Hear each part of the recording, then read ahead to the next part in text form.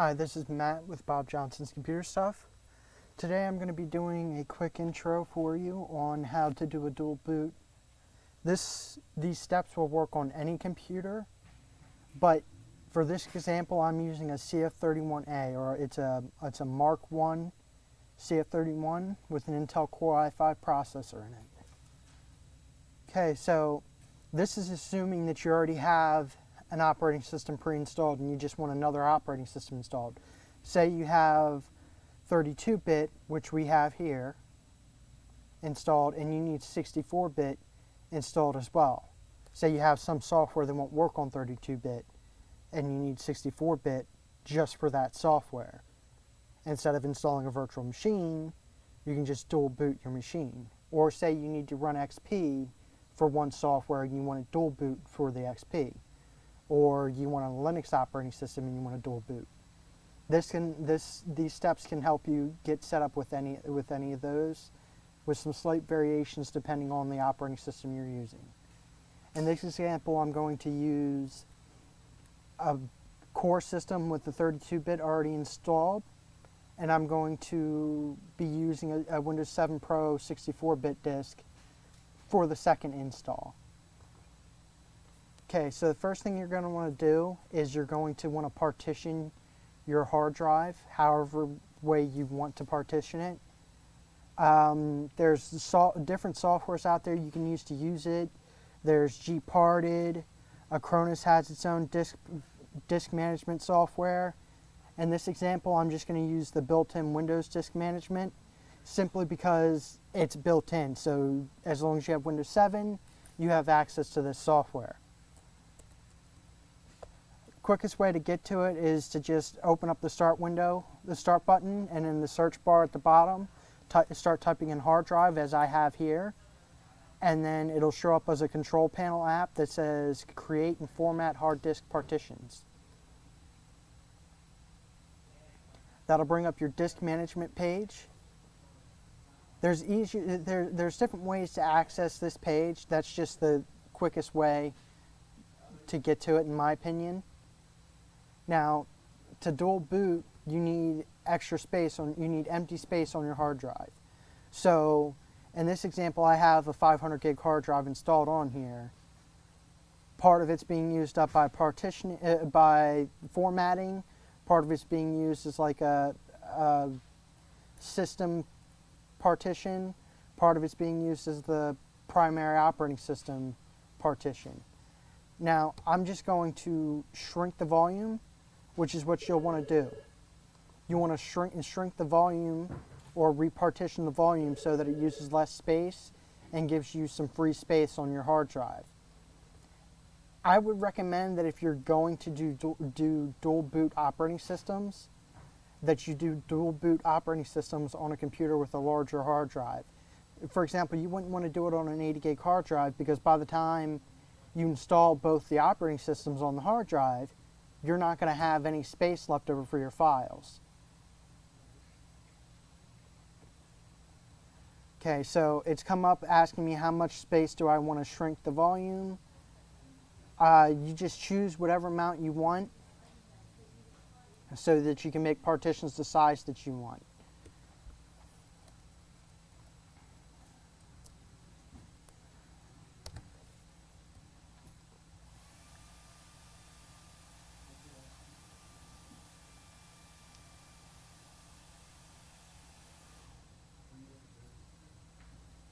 And it may take a moment for it to shrink the drive.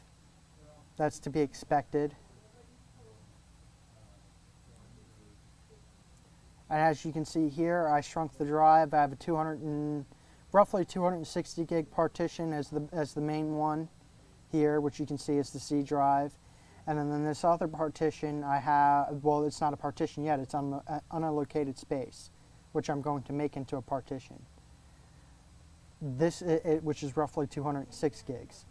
Now, you can make the partition from here, or you can do as I'm going to do and just make the partition as I install the second operating system. So as I just stated, I'm going to make the other partition as I install the operating system. So what you're going to want to do is you're going to want to have a boot disk available, which I already do. It's already installed.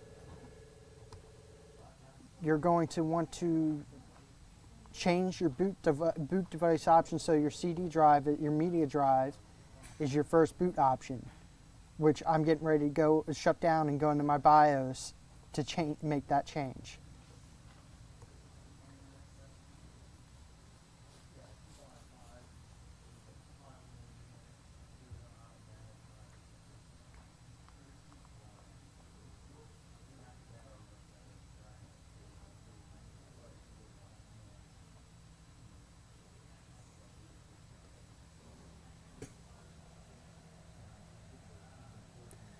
As you can see, I'm just going into the BIOS and changing my boot options so that the CD/DVD drive is the first boot option. And then I'm saving exits and restarting.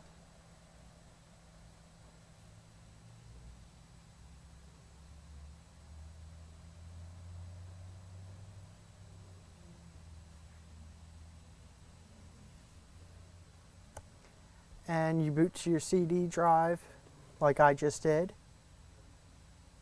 and it will start to boot to the boot disk.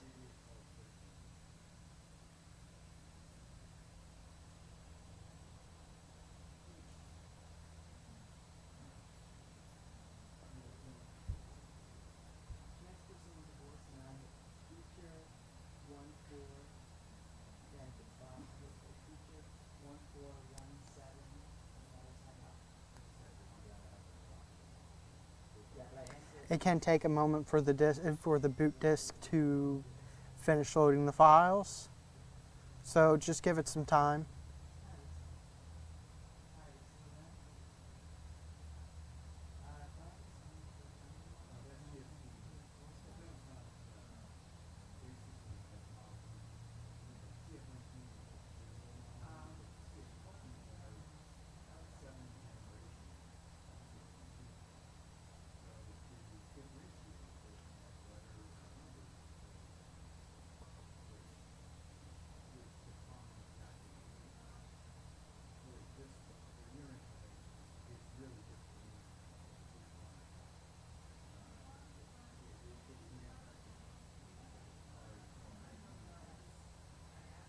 Okay, so the first thing you're going to see is, in this example, because I'm using Windows 7 install disk, you're going to see the Windows 7 setup window.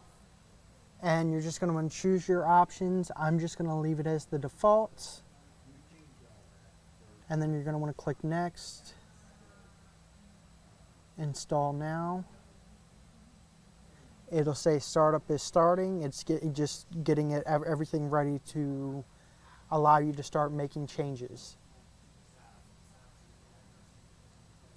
You obviously have to accept the licensing agreements and continue to the next page. Now this here is the part you want to be careful. You don't want to upgrade. If you upgrade, it will install on top of your previous operating system. That's not what you want to do. You want to do custom. That way you can see the partitions, see the unallocated space, and you can choose where you want to install to. So for this example, like I said, I'm going to use unallocated space and I'm going to partition it right here.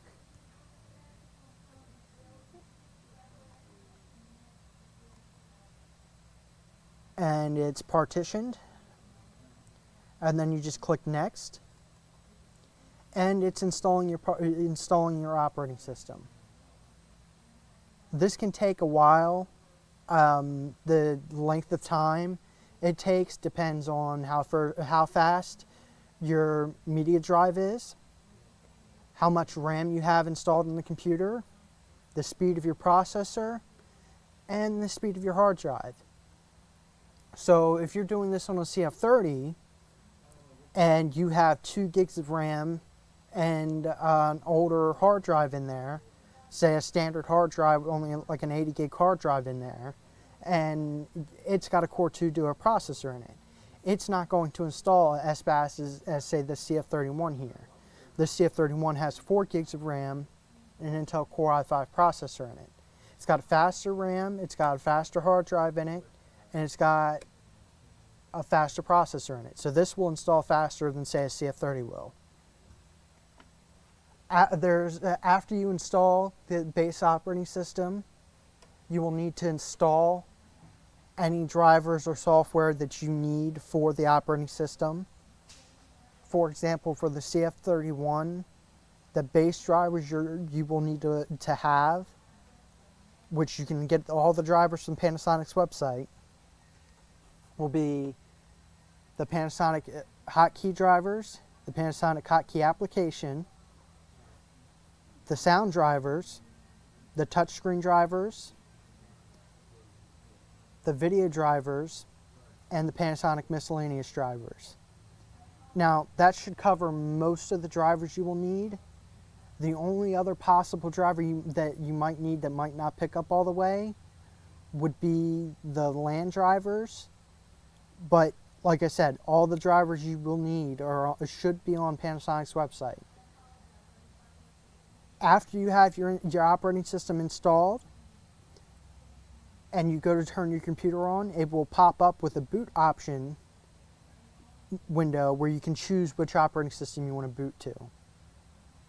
There is a way to edit this so that if you're using two Windows 7 operating systems, you can differentiate between the two. Because as default, they're both going to say Windows 7, so it's going to be a guessing game of which one is which until you go in and change what they're labeled as and what comes up as the first. And I will go through on how you can do that in another video. But for the meantime, all you have to do is just install your operating system and get all your software and everything in place.